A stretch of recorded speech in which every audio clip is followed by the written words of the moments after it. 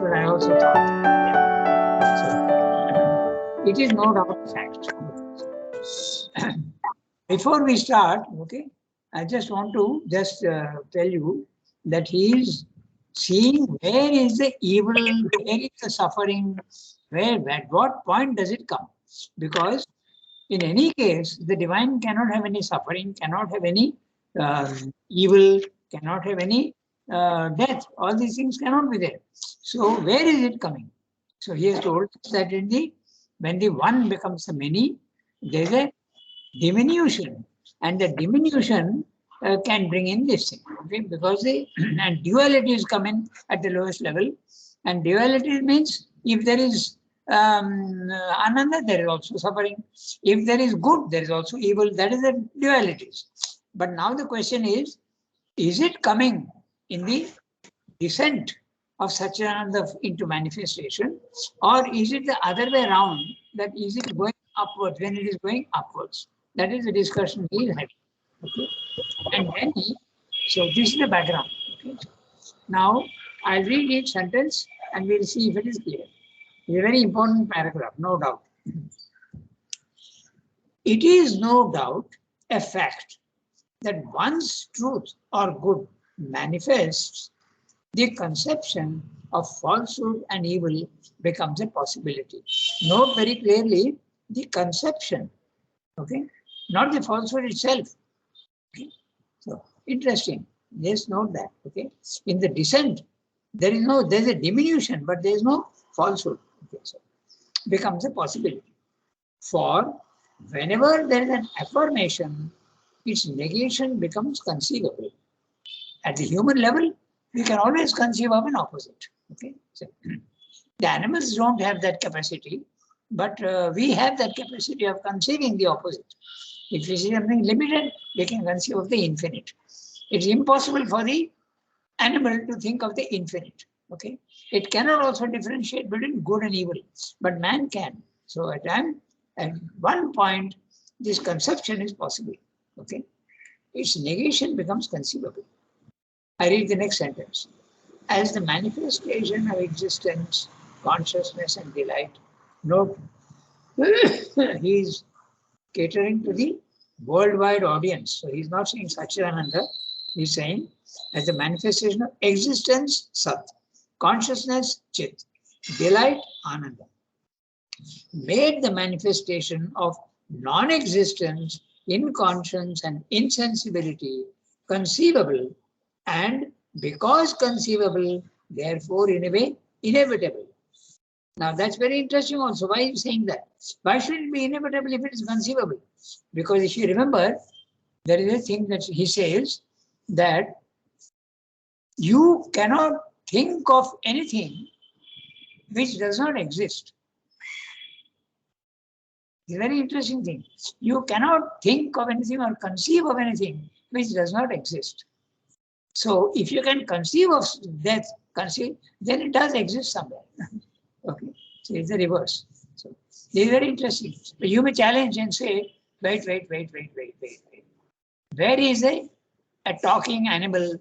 Where is the mermaid? Okay, I can conceive of a mermaid, but mermaids don't exist in the world. Talking animals don't exist in the world. But it's a combination of two things. Okay, the talking animal is talking exists and animal exists. Okay, mermaid, a human being exists and a fish also exists. So you're combining the two, conceiving. Okay, so this is very interesting. That's why he's saying becomes conceivable, and because conceivable, therefore in a way inevitable. Okay, that's the logic. For all possibilities push towards actuality until they reach it. So every possibility that is there in the physical world, potentiality becomes a reality at some time or other. Okay, a very easy example also we can give, as 400 years ago, even Leonardo da Vinci conceived of flight by heavier than air machines. Okay, aerial flight by machines. It became a reality 400 years afterwards. Similarly, you can conceive of going to the moon. It has become a fact now. Okay, now we can conceive of going to the farthest reaches of the universe. One day we'll be able to do that, certainly. Because what you can conceive of will become a possibility. See, all these, so many suggestions are there in all this prose. Okay, so because conceivable, therefore inevitable, for all possibilities push towards actuality until they reach it. So, is it with these contraries of the aspects of divine existence? Okay, so it can become a reality at some point or other, but not in the divine. Okay, so now the question is, at which point? That's what he's going to examine in this paragraph, chapter. It may be said on this ground that these opposites, since they must be immediately perceivable by the manifesting consciousness on the very threshold of manifestation, can take rank as implied absolutes or are inseparable from all cosmic existence. We'll discuss this a little bit, okay? So he's saying that if the possibility of evil being there in good, at what point is it? So the one becoming the many creates a dualities. And the dualities start where? At the overmind level. So now he's asking an interesting question. He's saying, so is it possible that the good that is there at the supramental level and comes down into the overmind level, does it? It creates its opposite, okay? Because the overmind is the creation of the infinite forms, the possibility. So is it possible that in the supermind itself, the good contains in hidden form its opposite? That's the question he's asking. Does the divine contain in himself the possibility of his own opposite? That's what he's asking. Okay. So then he will discuss it more in detail. These are all questions which can be seen in so many different ways. No? So there is no one particular answer because it depends at which level of consciousness you are. But one thing is sure, in the absolute divine, there can be no evil, there can be no suffering, and there can be no death. Okay, so these things are not there. So now the discussion comes. Where is it then coming from? Okay, so it may be said on this ground that we have read. Okay, on the very threshold. I use the word supermind and overmind because of the threshold. The threshold is the dividing line between the road and the house. So just at the door, just before the door. Okay, so that means the overmind and supermind, the line between the two. Is it possible that it is there? So it may be said that we have read. Okay, so on the very threshold of manifestation can take rank as implied absolutes. Implied absolutes, like the tree is contained in the seed. You don't see the tree in the seed, but it is implied. Okay, so implied absolutes and are inseparable from all cosmic existence. Is that what is? Could it be that? He's asking. But it must first be noted that it is only in cosmic manifestation that they become possible. Okay. This possibility of good becoming evil is there only in the physical world, the cosmic existence, but not elsewhere. But it must be first noted that it is only in cosmic manifestation that they become possible. They cannot pre-exist in the timeless being. He's not talking of possibility, he's talking of pre-existence. So in the timeless being, there is absolutely no question of evil or suffering. For they are incompatible with the unity and bliss that are its substance. Note interestingly also he is talking of the substance. Ananda is a substance, unity is a substance. The Sat is substance, subtle substance. In cosmos also, they cannot come into being except by limitation of truth and good into partial and relative forms, and by breaking up of the unity of existence and consciousness into separative consciousness and separative being. Now, where is this partial limitation of truth and good into partial and relative? By the breaking up of the unity of existence. This is level one. Level one, where there is matter, life, and mind, this breaking up and separativeness is there. But is it essential? Can a human being in the physical world necessarily has to see death, has to. So that's the answer, that when his consciousness goes up into the higher planes, it doesn't exist for him. For the others, it exists. So the whole question is exactly this. Oh, by the way, I must say something which Yasmin had raised the other day, and I only gave a part answer. Okay, so I'd like to clarify that. Yasmin said that mother had said that when you reach the divine cancels your karma, the law of karma. Okay, so then I had said, no, the law of karma does not get cancelled. Okay, but you have to undergo, but your attitude towards it changes. That is true what I said. But there's another thing.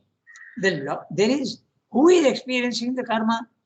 Is the body, mind, life, or is it the soul? That's a question.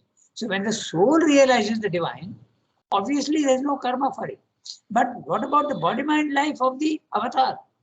He will continue to get the law of karma will operate on him. Otherwise, how would an avatar get cancer?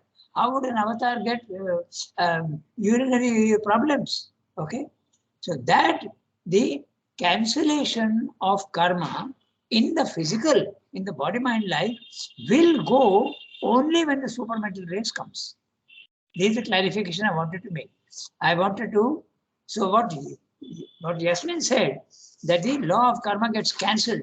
It is true, but it's true for the soul, not for the body, mind, life. Okay? So this clarification is very necessary. That it does get cancelled. In fact, when you rise into the consciousness of the Brahman, okay, you are no more living in your body. Your consciousness is not there. For the consciousness in the Brahman, the law of karma does not operate. And what is meant by mukti and freedom? Exactly that. You are not bound by any laws anymore. You are free. Mukti, okay, emancipation. So, but the body, mind, life will continue to suffer.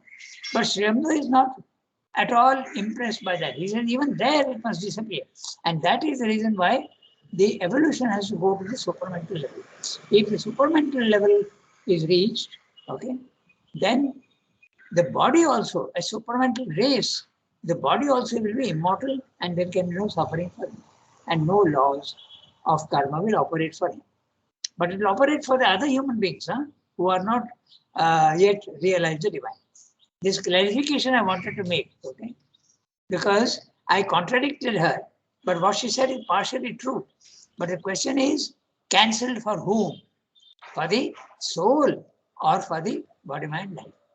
So the question is, if your soul is identified with body, mind, life, the law of karma operates even for the soul. But the moment the soul is not identified with the body, mind, life, and is up there, outside the body, mind, life, the law of karma ceases for the soul, but it continues for the at the lower level. Okay. In the universe, the law of karma, the law of causality, is absolutely rigid. It does not change. Okay. That's a clarification I wanted to make. Okay. Now I come back to yeah. Tell me. Does the soul also have a karma? I thought the soul was a spark of the divine. It had divinity in it. It is true that it is part of the divine, but it is forgotten that it is divine. When it is, remember the law of diminution. Okay? When it is coming down, its divinity is diminishing. Finally, when it comes down to your body, it has diminished completely. In the animal, it is 100% almost, but it's only potentially there. Even in a stone, the divine is there. But he has hidden himself by his own laws. He has made his own laws. Okay? It's an adventure. Remember that. All these ideas you have to put together to get the complete picture. Okay? The human soul is not, it is potentially divine, essentially divine. It has a capacity to go to the divine, but it is not divine in the lower levels. Okay? So, when it is identified with body, mind, life, obviously it's under a wrong impression. It's a deluded moha. Okay? It is confused. It doesn't know. When that confusion goes, then for the soul, the law of karma is cancelled. Okay. Right. So let's go again. That's another thing. You must remember that this soul is essentially divine, but certainly not divine in the physical world. Okay. But Rangada, soul, that is our Atman, is inside us. And it is Seer, means he is Sakshi. Correct, no? When you go and become the Sakshi, then the law of karma does not operate for you. Because the Sakshi consciousness is the higher mind level in the spiritual planes of consciousness, level 2. You have gone beyond level 1. You are Trigunatita. You have gone beyond the Sattva, Rajas, Tamas. But what you're saying, Sakshi, that is the consciousness of the witness. Okay. And that means you are free. Okay. Kiran, that was your question. Yes, that was my question. But one thing I wanted to clarify that our Atman means that which is a seer, it is inside us all the time. It Yes. does not interfere in our karmas or what we are doing in daily activities till the time we get realized or we turn towards it. What do you mean by interfere? In Our us, body, mind, life activities, daily activities of our life. it is identified with the body, mind, life. Therefore, it is thinking that it is doing. That's the ego. Okay. So it does interfere in that sense. And self, then what is our self? Self and Atman, both are different. No, Atman is your soul only, but the Atman, when it is in the body, mind, life and it is in ignorance, it is not really Atman. It is Atman which has become Anatman. Okay. There is Jivatma, we can say it is. Yeah, same thing. Jivatman is the individual soul. It's the same thing. Okay. Okay, Ranga. The Atman is. I wanted to ask you. Sorry, can you hear me now? Yes, yes, I can hear you.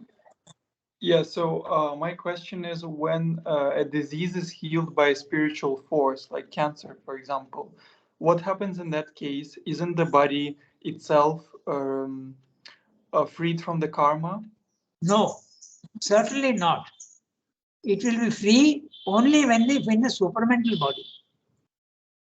The karma. Otherwise, how do you explain Ramakrishna, Vivekananda, he had diabetes, and what about Raman Maharshi? All had cancer. They are realized human beings. They are realized the divine, and yet their body had cancer. Not that they are bothered about it. They are absolutely immune to the suffering, the soul, but the body suffers. The body that's the evolution. Leo, that's the evolution that is there.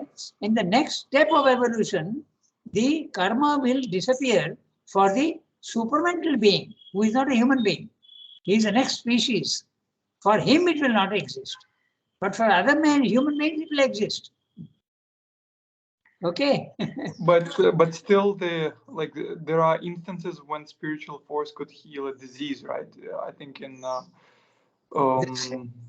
the spiritual force is enough to cure many things in the body, but it will not be able to cancel the law of death, for instance. Okay.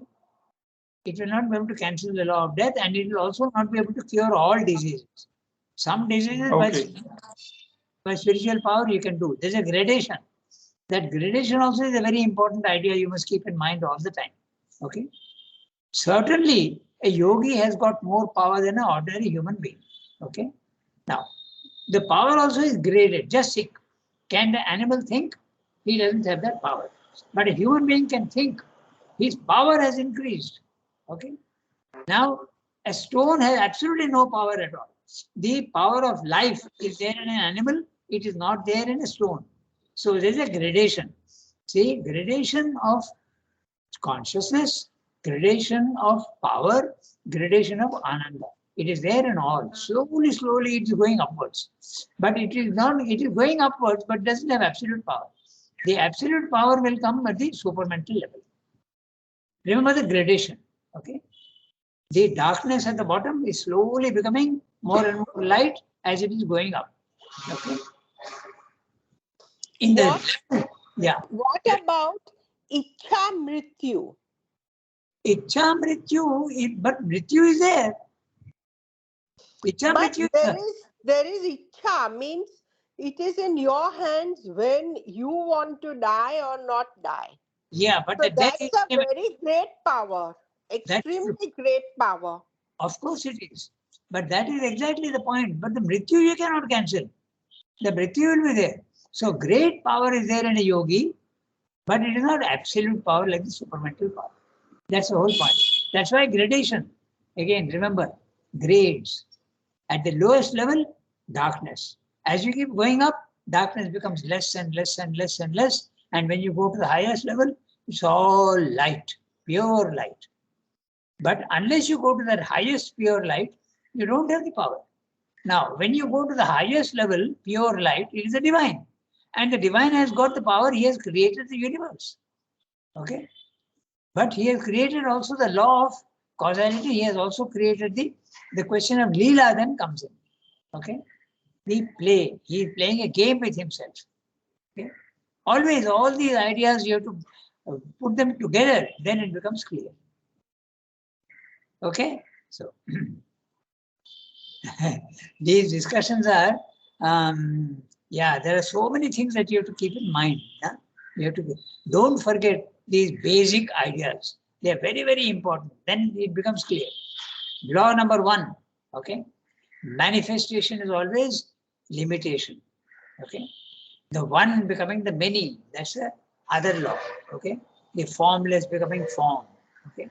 And the apparent involvement of the divine in the lowest level is also a truth, but it is hidden and it is self-imposed. Okay? The divine himself is creating the universe and hiding in it, and slowly he is evolving upwards. You are also doing that, I am also doing that, everybody else also is doing that. It's a slow progress upward, the evolution. Okay? This is the evolution of consciousness. It's not the evolution of the biological forms. Huh? Remember that. So every phrase that we are coming across instead of though, we have to clarify, and it implies so many, there are echoes which we have to find out. Okay, so, so now he is saying something very interesting. I come back to the text. Okay, he is saying that in the physical world, level 1 of the cosmos and the physical world, the conception of death, suffering, evil is there. And if it is there, then also it must exist. Okay, so this is one thing. But is it inevitable? Is it that absolutely everybody has to undergo these things? Then he's saying something very interesting. He's saying that it's not like that. Okay, you can, your body mind life will remain in the physical world, but by yoga you have gone, your consciousness has gone out of your body mind life, and you see the physical world. There is no suffering there, no death. You see it in a totally different way. Okay, what do you see death as? Okay, it's interesting since you're asking. A normal man sees death as the end of life. Okay? But a yogi does not see the end of life. He sees only as a change of clothing. Okay, the body has gone, the soul will take on another body in the next life. Okay, so that is the way he will see it. So for him, death does not exist. It is just a change of clothing. Okay, like the Gita says very clearly. Okay, you throw out worn out clothes and you put on new clothes. Okay, so this is the death. Now, what about suffering?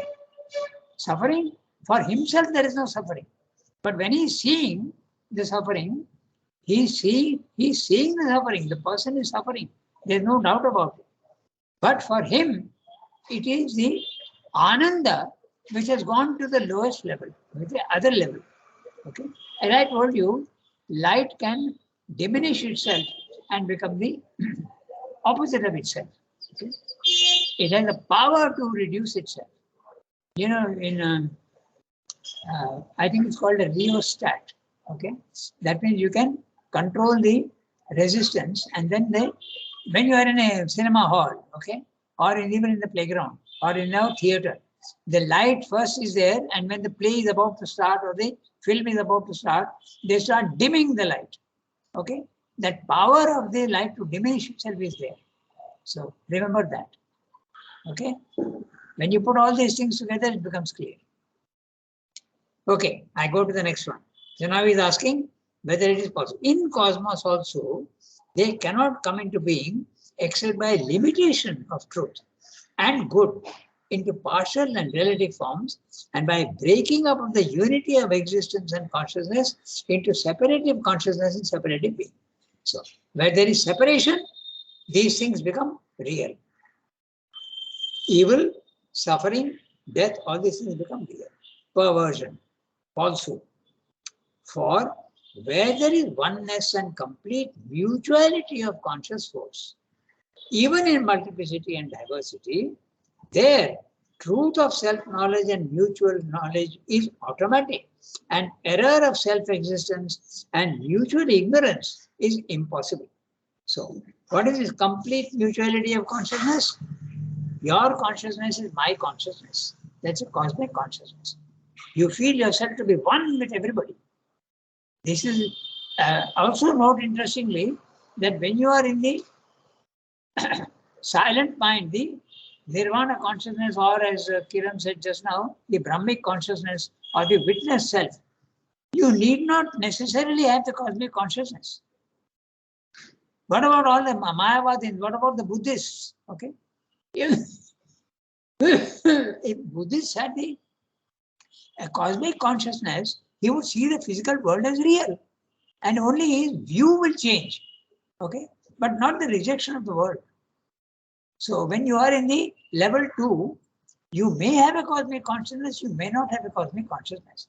And if you don't have a cosmic consciousness, you reject the physical world, like the Buddhists do and the Mayavadins do, the ascetics. They don't want to have anything to do with the world. But if you are in a cosmic consciousness, you see the world as real, and you feel that everybody is part of you. You are everybody. Everybody is in you, and you are in everybody. Okay, we come back to the Upanishadic thing of the one in the many in the one, and the one becoming the many. These are the 3 fundamental truths of the spiritual life. The one in the many. That is, the divine is there in everything, including a stone, including a caterpillar, including a cat, dog, human being. Okay, he is there. Now, what about the one in the many? That's what we discussed. Then now the many in the one, the divine, in his divine consciousness, everything is part of his own consciousness. Okay. So when you are the cosmic consciousness, that's what you feel. You feel that the whole world is within you. Remember Sri Aurobindo sonnet, okay? Arcturus and Belphegor burn in me. Arcturus and Belphegor were, at that time when he wrote the sonnet, it was the 2 biggest stars in the universe. They are burning within him. Okay? You have become the cosmos. So these are the truths that you have to remember. Okay, so I wanted I have a question from long ago, because I was actually wondering about this topic for quite a while, about this cosmic consciousness and transcendent consciousness realization. Like, what is it that determines to which one ultimately arrives, right? Because for Sri Aurobindo, he says that all of them are necessary realization in the integrality, but when we look at the Buddhistic path, for example, right, the path of the Buddhist, what is it exactly that leads him to the transcendent consciousness and not the cosmic consciousness? Is it the methods that are involved in the practice? No. It depends on the swabhava of the soul. What is the destiny of the soul? Each human being has got a different soul. So when Raman Maharshi says that he can't the other possibility, it was discussed with him that what about going to the next level? He says, I have absolutely no tendency, no leaning towards going anything beyond the Brahmic consciousness. So it depends absolutely on the nature and the destiny of the soul. If you are meant for that, you will do that. Okay. Then your thoughts also will come into that, and you will go towards that. That is what the nature of the soul determines your spiritual journey. Every soul has got a essential nature. You may have a nature towards knowledge. You may have a nature towards power. You may have a nature towards service to others. You may have a nature of splendor and beauty, okay, and the aesthetic side of you. So it depends on the individual nature, but the individual nature of the soul, not the body, mind, life. Remember. So that is what determines your destiny. Everybody need not have the same. It all depends on others. I think that's what Leo was asking. What is it that determines whether you have a cosmic consciousness or not? Yes, exactly. Yes, you answered the question. Thank you very much. Now I hope the answer is clear, Leo. Yes, it's very clear now. Yes, it's very clear. Okay, so let's get back to our, what is the time? 34. We've got 6 minutes. But where is my consciousness? Your consciousness. How conscious am I, and where is my consciousness? Okay, Mother says, no, put your consciousness here and there, but I have to know where it is, then only I can shift it. Okay. Let me tell you one thing. There are two things. There is an individual and there is a universe. Okay. So in the universe, the consciousness at the highest level is a divine. In the universe, when you come down, you come to the supramental level, you come to the overmind level. It is consciousness everywhere. Everywhere the consciousness is there, independent of individuals. Okay. It's a universal fact, not at all depending on individuals. Now, but when there is a one is becoming the many, the divine consciousness splits itself up into individual consciousnesses. Remember the law of the one becoming the many. Okay, that's so important to remember these small details. So that consciousness now, the individual consciousness is your consciousness, and there is the universe is like a ladder. Okay. So place your individual consciousness on the level 1 of the ladder, place your consciousness on level 2 of the ladder, place your consciousness on level 3 of the ladder, place your consciousness at the top of the ladder. That is what is meant by put your consciousness at the highest level. And you are doing that all the time. The animal has put its consciousness at the life level. The human being has put its consciousness at the mental level. A yogi has put his consciousness on level 2 of the spiritual planes of consciousness. This stone has put its consciousness in matter. Okay, Yasmin, was that clear?